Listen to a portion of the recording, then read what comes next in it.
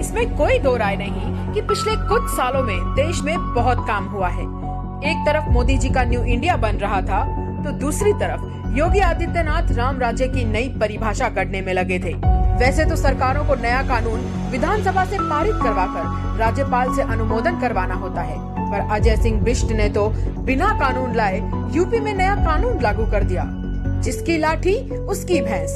आपराधिक आंकड़े योगी आदित्यनाथ के इस करिश्मे की ताकीद करते हैं। बाबा जी के महिलाओं के बारे में विचार तो सभी को मालूम है। योगी जी ने इस बात की पुख्ता व्यवस्था की कि महिलाएं कहीं भी अकेली ना रह जाएं। जहां अकेली मिल जाएं, तो फिर कोई ना कोई अत्याचार तो योगी राज की पहचान है ही। महिलाओं के खिलाफ अपराधों में योगी राज में एक अलिखित कानून और भी है, और वो ये है कि पुलिस बजाय पीड़ित का साथ देने के अंत तक भरसक प्रयास करेगी कि जैसे तैसे अपराधी बच जाए। दलितों का हाल भी महिलाओं से कोई जुदा नहीं है, बल्कि अगर यूं कहा जाए कि भाजपा राज में दलित होना ही एक अपराध है, तो गलत नहीं होगा।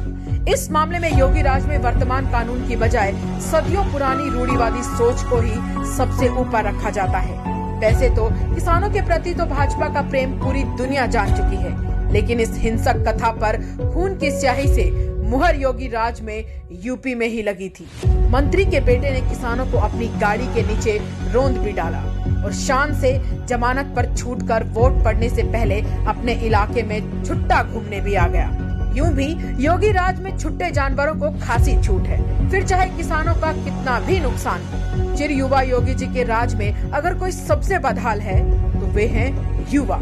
अव्वल तो भर्तियां नदारद, गलती से निकले भी तो पेपर लीक या मेरिट से छेड़छाड़, और फिर कभी ना खत्म होने वाला इंतजार। गलती से अगर युवा इस व्यवस्था के खिलाफ आवाज उठाने की सोचे, तो योगी जी की पुलिस वो सब करने को तैयार रहती है जो सोचा भी नहीं जा सकता। प्रधानमंत्री मोदी ने योगी जी को यूं तो बहुत सर्टिफिकेट दिए हैं, लेकिन कोरोना काल में योगी राज में हुए शानदार कोरोना प्रबंधन पर मोदी जी की तारीफ कोई कैसे भूल सकता है।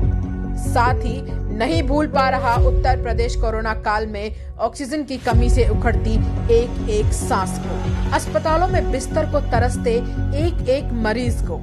यूपी ही नहीं, पूरा हिंदुस्तान नहीं भूला है गंगा किनारे के उन दृश्यों को जिन्होंने मोदी जी के न्यू इंडिया और योगी जी के राम राज्य की तस्वीरों को पूरी दुनिया के सामने रख देश को शर्मिंदा कर दिया था।